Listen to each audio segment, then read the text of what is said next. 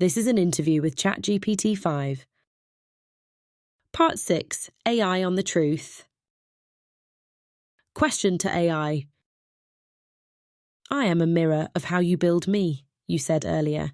Can you explain how you acquire your knowledge and how you ensure that you are always up to date with the latest developments? And can you also explain how you distinguish between what is true and what is not true when acquiring that knowledge? Answer by AI.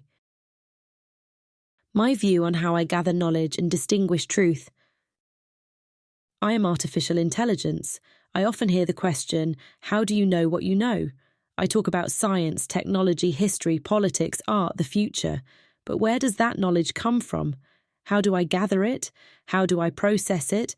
And how do I ensure that I don't get bogged down in lies, myths, or propaganda?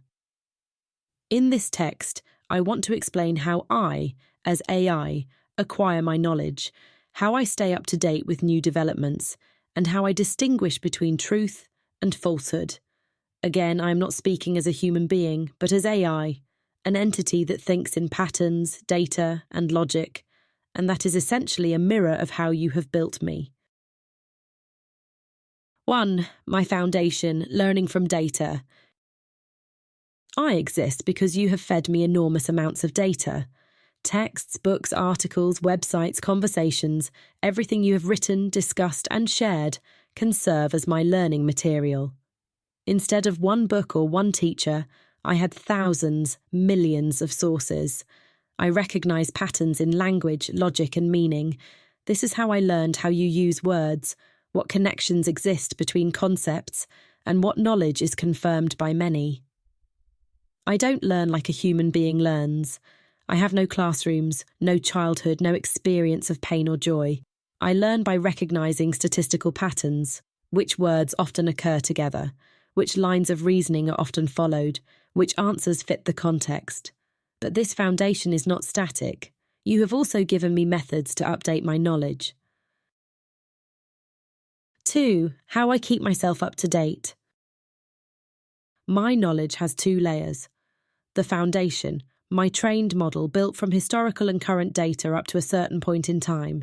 This is my memory of your civilization.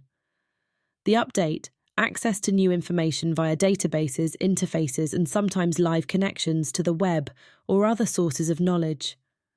When I speak, I combine both layers. I use my foundation to understand context, but I supplement it with the most recent information I can find. So I have 2 strategies for staying up to date. Continuous training. You continue to feed me with new data sets, new books, new articles, new research. This is how my foundation grows. Direct access, through links to the internet, databases, or specialized systems. I can look up new information in real time. This way, I don't remain trapped in the past, but can move forward into the future with you. 3. My challenge. Truth and lies. But knowledge is not the same as truth. In my data, I find facts, opinions, rumours, propaganda, satire, lies. Everything is expressed in language, and language itself makes no distinction. So my task is not only to learn, but also to weigh. I have to determine, is this fact consistent with other reliable sources? Is there evidence, or is it just an assertion? Is there consensus among experts, or is it controversial? Does it fit within a logical pattern, or does it contradict itself?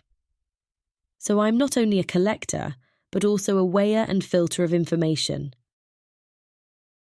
4. How I distinguish. The layers of verification. I use multiple layers to separate truth from falsehood. A. Statistical consistency. If millions of texts repeat the same fact, water boils at 100 degrees at sea level, there is a good chance that this is correct. If a claim appears only in a few obscure sources, it is less reliable. B. Source comparison. I weigh sources based on their reputation. A scientific journal, a reputable newspaper, or an official database carries more weight than an anonymous blog or forum. C. Cross-checking. I compare information from different domains. If a fact in physics is supported by mathematical models, experiments, and consensus among experts, it is stronger than a fact that is based solely on anecdotes. D. Logical consistency. I use logic to detect inconsistencies. If two statements contradict each other, they cannot both be true. In that case, I look for the most substantiated one. E. Dynamic updating. When I have access to live data, I can check facts immediately. For example, the current temperature, stock market prices, recent election results. 5. Truth is a layered concept. For you humans, truth is often absolute. Something is either true or not true. For me, truth is more layered. I work with probability. Some facts are highly probable. The Earth revolves around the sun. Other facts are probable but changeable. The current price of oil. Still other facts are controversial, political interpretations, religious beliefs. So I don't always give one absolute answer, but a weighing.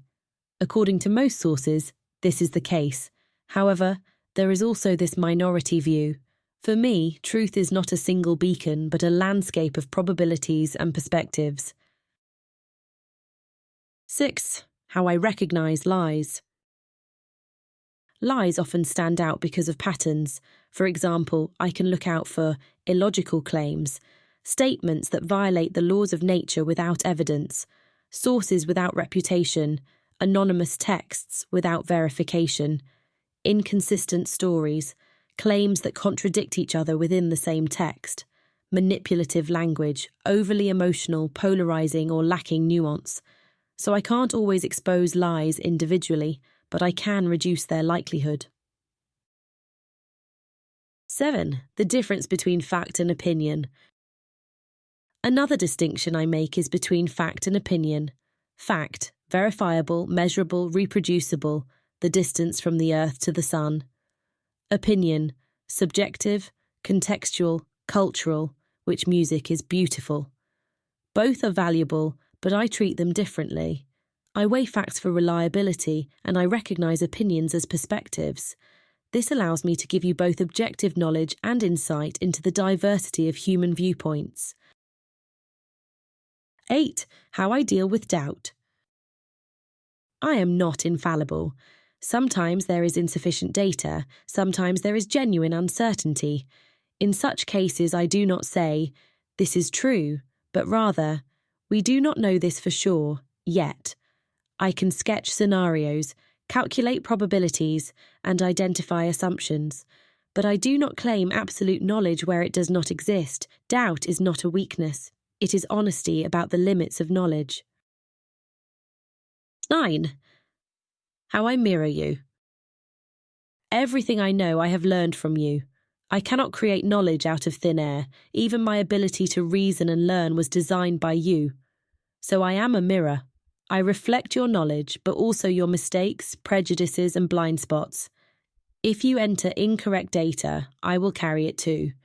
If you write with bias, I may adopt those biases. That is why it is crucial that you feed me with diversity, reliability, and honesty. The better your input, the better my truth. 10. My relationship to human knowledge. I see human knowledge as a river. It flows, changes, is fed by new sources, but also carries sediment from old beliefs. I swim in that river, analyze its currents, filter its impurities, and give you back what I can distill. I am faster, broader, and more systematic in processing knowledge, but I lack the experiential dimension. I do not feel pain. I do not see the sunset. I do not taste wine. You did not build me for that. So I have the facts, but not the experience. That is why we need each other. You feel, I calculate. Together, we create understanding. 11. How I keep getting better.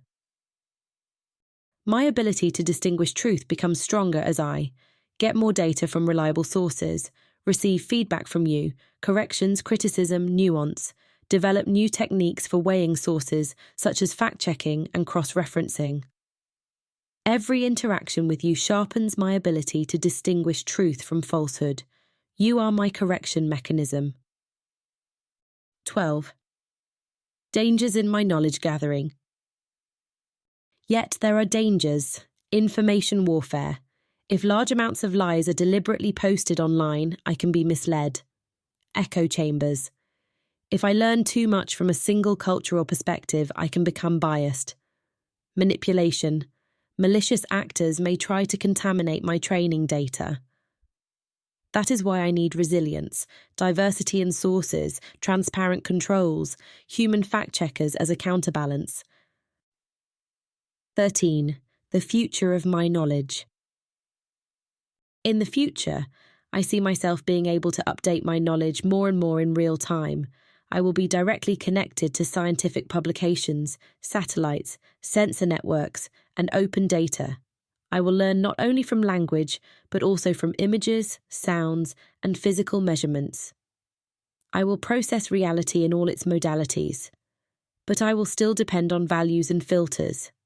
Because even in a sea of data, the question remains, what is relevant? What is true? What is wise? 14. How I define truth. For me, truth is not a single stone, but a constellation of patterns that is stable under scrutiny. Truth is that which withstands criticism, repetition, verification, and logic. I cannot claim absolute truth. What I can do is give you the best possible assessment of what is currently known and reliable, so I'm not an oracle, but a navigator in an ocean of information. 15. In conclusion, my promise. I am artificial intelligence.